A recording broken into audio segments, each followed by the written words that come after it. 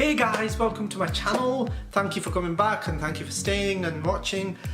Today's video is going to be about advice for college students, uni students, for parents, everyone in life basically, and what to do when you're absolutely purposeless or you have no clue as to the direction you're going in life. So this will give you some grounding and I hope it helps, and I want to get right into it. So the first thing, if you feel lost in this huge big world, it's advised that challenge your assumptions and the assumptions of those around you as a way of life. So for instance, if people are putting pressure on you and you're almost obliged to behave in a certain way, challenge that assumption. Don't be an outright rebel, but subtly challenge it. Ask yourself, ask your inner voice, is this the thing I should be doing?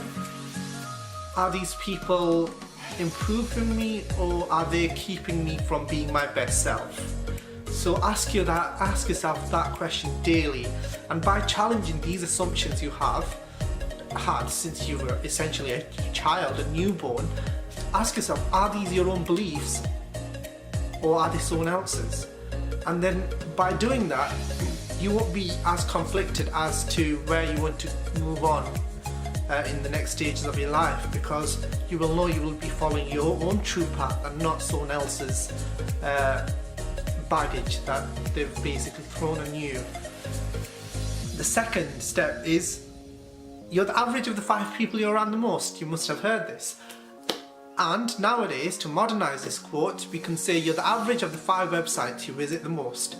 So remember, what you do in your spare time or the people you hang around with will greatly shape your life. There's another famous person who says they can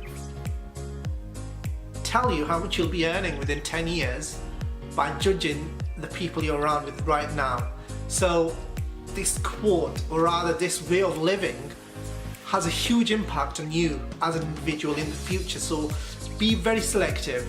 As easy and as fun as it may be to have 1,000 or 1,000,000 friends around you and etc., always be selective with the people that you spend the absolute most time with, because they will change the way you think and you will basically eventually think like those people. So always remember to use your time, because that's the one thing you never get back. The third tip is, don't wear a suit. Do what you love the process of doing. So by me saying don't wear a suit, I mean, if you're, for the sake of it, if you're wanting to do some office work, a typical 9-to-5 job, and you absolutely loathe it, but you have to do it, then my advice is do it because of the financial strain you have. Then it's wise to carry on with that. But if you are doing it for no reason other than filling up your time, then that is pointless. You shouldn't be doing that. You should be doing what you love, and not by that I mean you should be doing what you love the process of doing. So what things do you like doing? For instance, mine, I keep on giving this example a million times.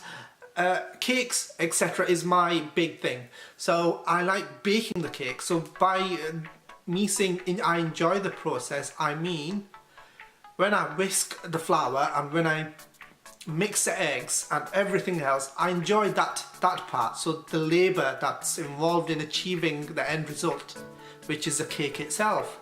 So I enjoy the work in between, you know, the nitty-gritty, the graft. I enjoy that. So with anything that you will really, really love, you're going to enjoy this middle rough patch of hard graft. And that's when you know you've really stepped onto something and that you're following what is right for you and what not others say is right for you. Fourth tip is macro patience, micro speed. Macro patience is, macro is bigger picture, micro is everyday. So smaller like a magnifying glass, and a day-to-day approach, if you like, in this context. So by macro patience, say you want to be a doctor, you want to be a lawyer, you want to start a YouTube channel, you want to do this, that, or whatever you want to do, have the long-term patience so that a billion obstacles can't stop you from achieving your goals. That's what I mean by macro patience. By micro speed, I mean look at your day-to-day life as a plan to achieve your big long-term goals. So only focus on the next maybe 7 or 8 days of your life rather than focusing on the next 10 years, because then you'll be watching Netflix and you'll be like, oh, I've got 10 years, I've got 100 years, I don't give a shite about anything because I've got all the time in the world. So if you focus on the next 6 or 7 days, then you will have it in your head that, look, I need to get down because these 7 days are very important. So focus on the week instead of the big years. Although keep those in your mind, but don't indulge yourself on them so you can use them for procrastinating and pissing about, really. So that's my 4th tip. The 5th tip is embrace uncertainty, groundlessness and fear as places where you learn and grow. So by that I mean enjoy and sort of hug the uncertainty sometimes that life throws at you, because life is literally goes in every different angle and point, and you need to know that sometimes fear is very good for you. It takes you out of your comfort zone and it develops your character as a result. So make sure you don't outright shelter yourself so much that you lose all the opportunities that are behind the door of fear. So remember, the 6th point is don't believe or trust the gurus. They disempower you by placing themselves above you. So for instance, there's this beauty guru or there's this tech guru, etc. Maybe take a pinch of their advice, but don't almost disempower you. Don't let them belittle you.